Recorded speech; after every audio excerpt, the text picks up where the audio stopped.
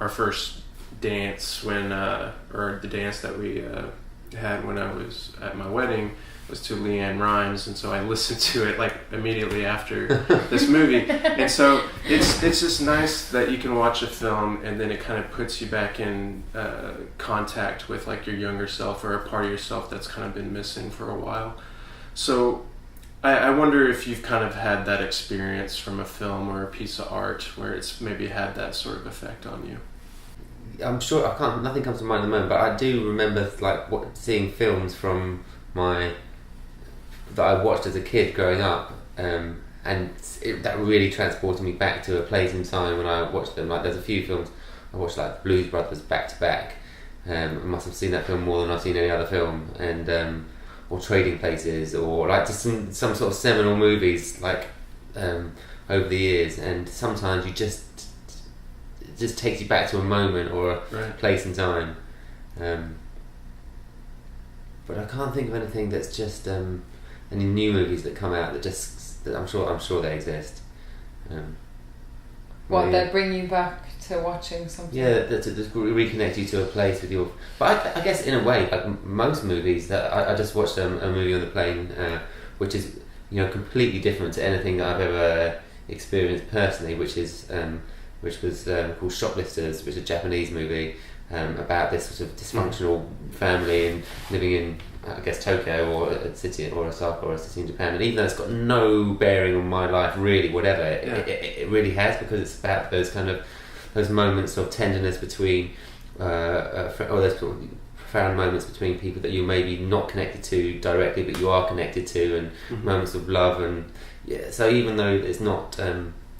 It does. It sort of transposes you to, you think about your friends or loved ones or whatever it may be, and that's kind of the power of movies, I guess. Is it you're able to relate to people and places and things that you wouldn't necessarily think that are connected to you, but through that you're able to empathise and learn about the world.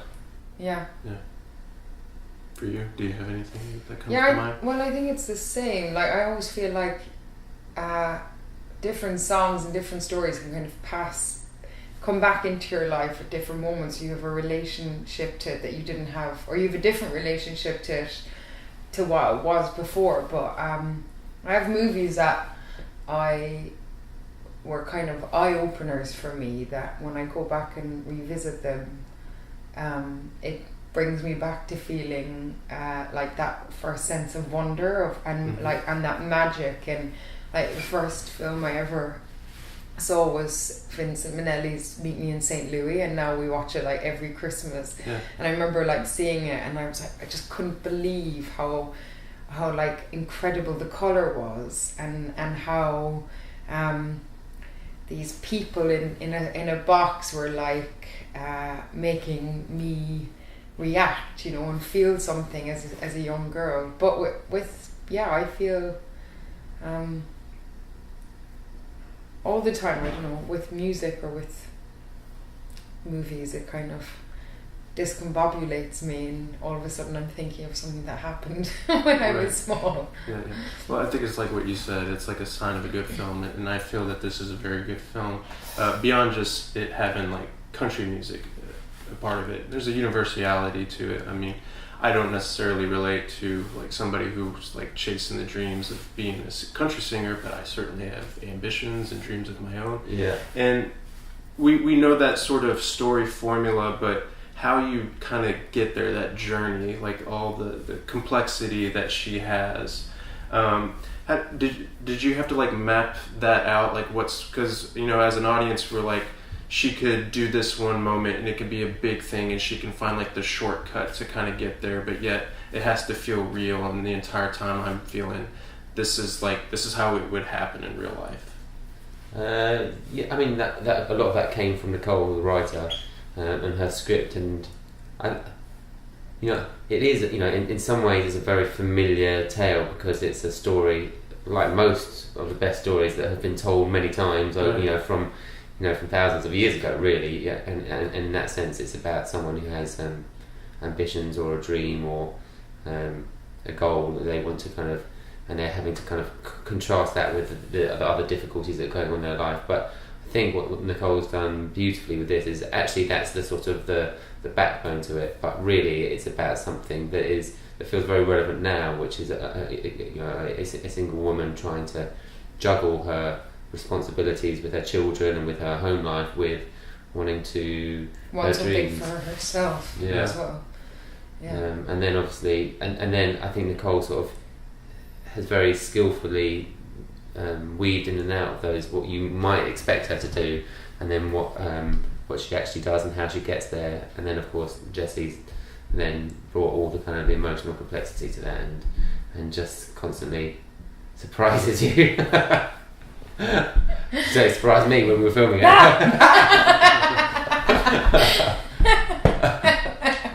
When I'm watching this, like I said, like I'm feeling all the emotions that you're trying to convey, and so I know that you're a singer as well. But does it, compared to other performances that you've done, does it, when it has that where you kind of connect with the story and it has that personal touch, do you feel a difference in your performance versus something that may be just as dramatic or emotionally driven, but you may feel like it's opening up parts of yourself that you didn't know you were capable of?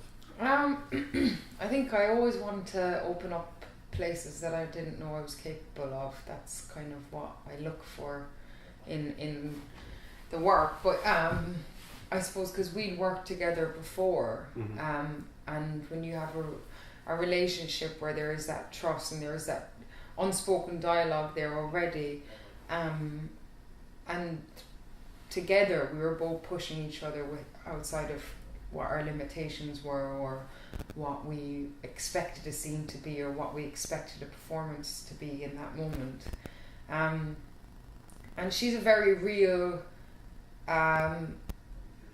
instinctive, guttural.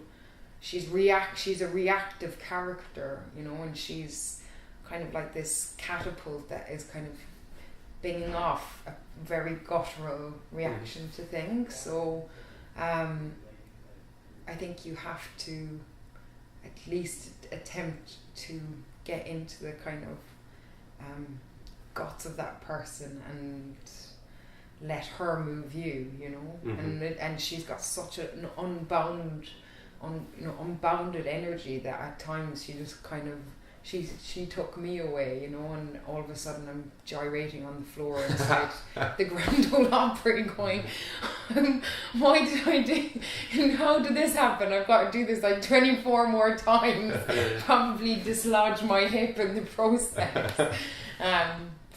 But yeah, I think, I always want to find the things that I don't know about myself in whatever character that is. And I thought you did that. I thought that was one of the amazing things about this film and what you did with Rose Lynn is that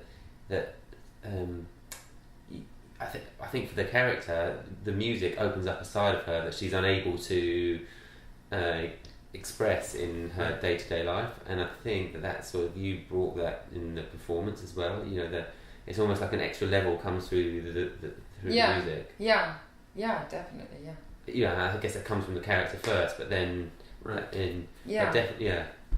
And I suppose as well, because that's where you see all her shades, because on the outset she's tenacious and she's fighting everybody and she's defensive, but when she sings you see like the vulnerability and sensitivity of this character and what she's capable, like the depths of where that is coming from, and that the other stuff, and then it bleeds into her, and her as a person becomes more, anyway,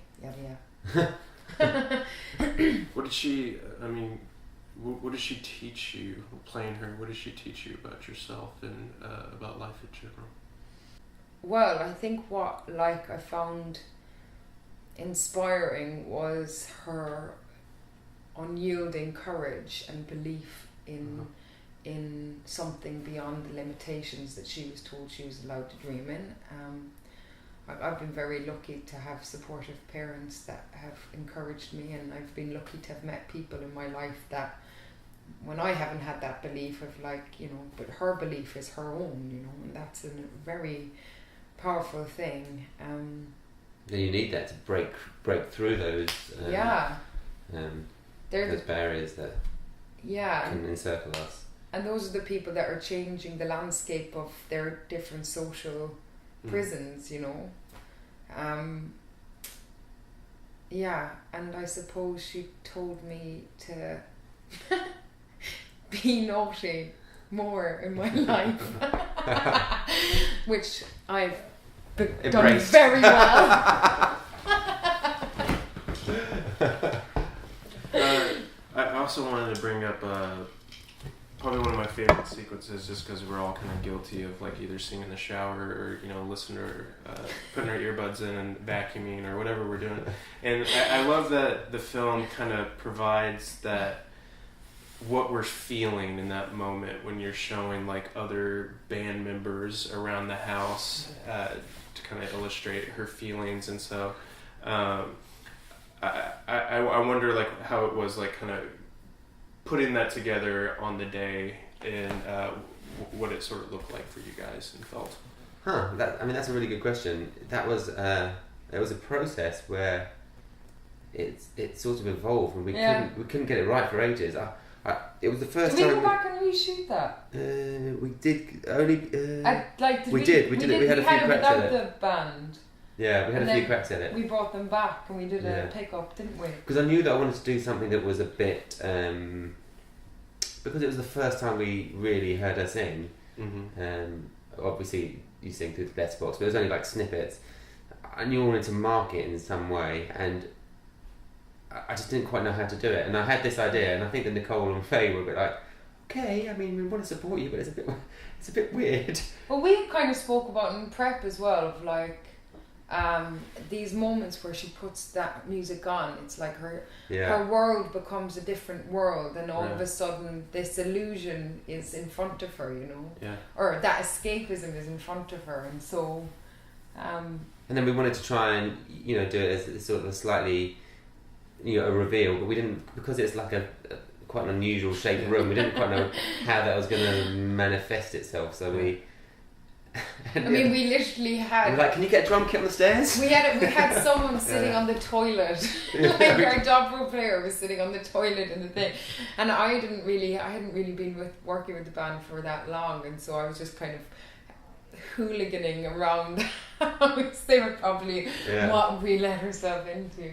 But it was a bit of it was like an idea that emerged, and that I think it was that was then even though it was a bit weirder and out of the context of everything, I was supported in, and then other people took it on. Jessie took it on, then the band took it on, and they were like, but also the crew as well. The Brits were like, well, yeah, maybe you could get it. You know, we'll build some this little stage up here, and bass was like, well, I'll just get around here, and then the whole thing evolved. We worked, and then we worked it out with the camera. But it was a kind of a strange camera move because it comes all the way around with her. But then we couldn't do that because the cameraman couldn't turn around and stuff. And so it was all like a.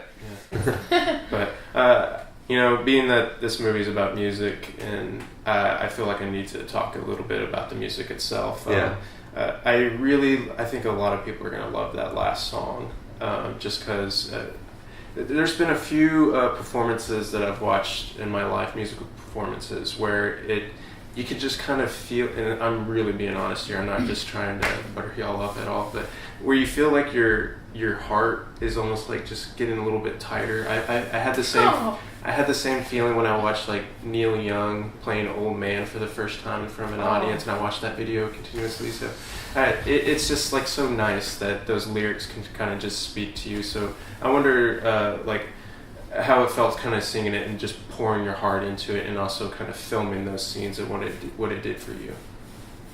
Oh, it was like a joy. I mean, we actually didn't. That song was written by Steenbergen, and we'd kind of been looking for something, for a song, like an original song for that moment at the end, and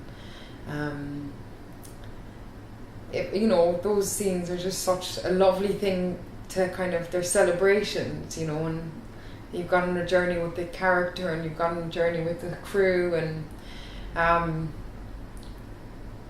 I was genuinely moved, you know. You're standing in, because you live with her dreams as well, you know, and like you're standing in Celtic Connections with this amazing band that has become her band and has become my band, and like one of my best buddies is like directing it, and we're creating something all together, and there's, you know, and the extras are like people from Glasgow who've come down and who are really giving it everything, you know, which I just feel like it's those moments are so special, you know, and I felt really just moved and kind of felt very lucky to get to experience her dreams and my dreams encapsulating in and our dreams kind of coming all together. And I mean, I think we shot it about 24 times and sang that 24 times, which is quite a lot to do. And so I suppose even physically and emotionally, like, you know, although I always think, I must pace myself. I can never not like go full welly into probably to my detriment. But yeah, it was brilliant. Yeah. For you? Yeah, I mean, the day was, you know, some days you just know that it's working, and we actually had very, from my point of view, it was just about capturing it. Everything was set up for, and Jessie has this amazing ability just to slip in and give you that emotion, and that really, for me, it was just trying to capture as much of it as possible without making it do it too many times. You didn't even think about that. You're like, I mean, I was just thinking about her voice and, you know, how tiring it must be for her. Do it again. But also, it was really nice for you know, for other reasons. Bob Harris came up and it was Julie Walters' first day shooting as well. So that was her first ever scene. Yeah, and all that you see in the film is her first ever take of the whole movie. Wow. And it was great because they were reacting to genuinely to what they saw, of course, in their characters, and then Sophie was there. So it was actually it was one of the few points where all the characters from the film came together. And I think that when we were shooting it, everybody could see the magic of what we were trying to do, and that's the lovely thing about doing a musical film, is that, you know, everyone sort of just like transports people during those moments of live performance. And it's great that we were doing it live as well. I mean, that made a massive difference. I think if it had been done to playback, I don't think it would have had the same. And all the music was recorded live, so any of none of it's done overdub, really, is it? No, none of it. No. So I think that helps everybody, you know. I think that, you know, because it's an interactive thing, isn't it? And, you know, therefore the extras are reacting to the performance, and you're reacting to their enthusiasm and to, you know, so the whole thing. And, you know, and I think here's the real thing. The reason it could only have been done live is, I don't know, if you're performing and Julie Walters is opposite you and you see what she's giving to you, and that changes, of course it's going to change the way you sing the song, right?